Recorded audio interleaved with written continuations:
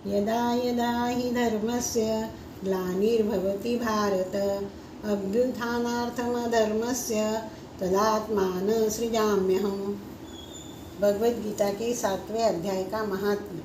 इसके पढ़ने और सुनने मात्र से पितृदोष से मुक्ति मिलती है और मोक्ष की प्राप्ति होती है।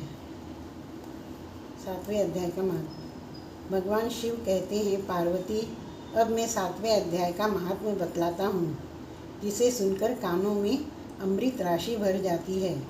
पाटिलपुत्र नामक एक दुर्गम नगर है, जिसका गोपुर द्वार बहुत ही ऊंचा है। उस नगर में शंकुकर्ण नाम का एक ब्राह्मण रहता था। उसने वैश्यवृत्ति का आश्रय लेकर बहुत धन कमाया, किंतु न तो कभी पितरों का तर्पण किया और न देवताओं का ही पूजन। वह धनोत्पार्जन में तत्पर होकर राजाओं को ही भोज दिया करता था। एक समय की बात है, उस ब्राह्मण ने अपना चौथा विवाह करने के लिए पुत्र और बंधुओं के साथ यात्रा की। मार्ग में आधी रात के समय जब वह सो रहा था, एक सर्प ने कहीं से आकर उसकी बाह में काट लिया।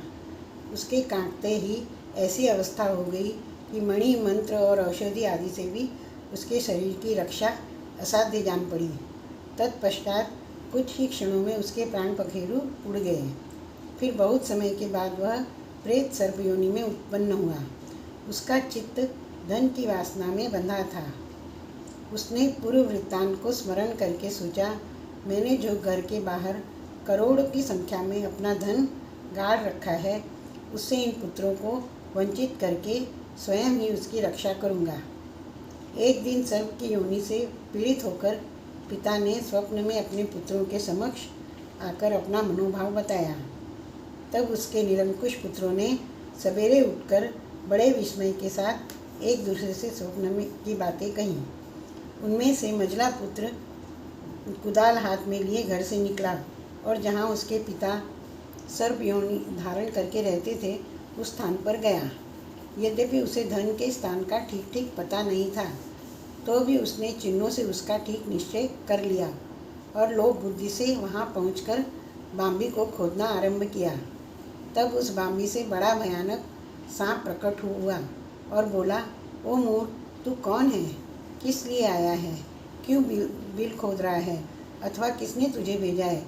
ये सारी बातें मेरे सामने बता। पुत्र बोला, मैं आपका पुत्र हूँ, मेरा नाम शिव है।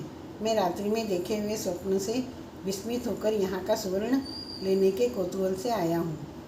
पुत्र की यह वाणी सुनकर वह सांप हंसता हुआ उच्च स्वर से इस प्रकार स्पष्ट वचन बोला, यदि तू मेरा पुत्र है तो मुझे शीघ्र ही बंधन से मुक्त कर।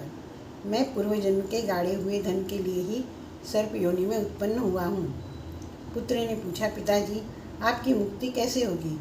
इसका उपाय मुझे बताइए, क्योंकि मैं इस रात में सब लोगों को छोड़कर आपके पास आया हूँ। पिता ने कहा, बेटा, गीता के अमृत में 7वें अध्याय को छोड़कर मुझे मुक्त करने में तीर्थ, दान, तप और यज्ञ भी सर्वथा समर्थ नहीं है।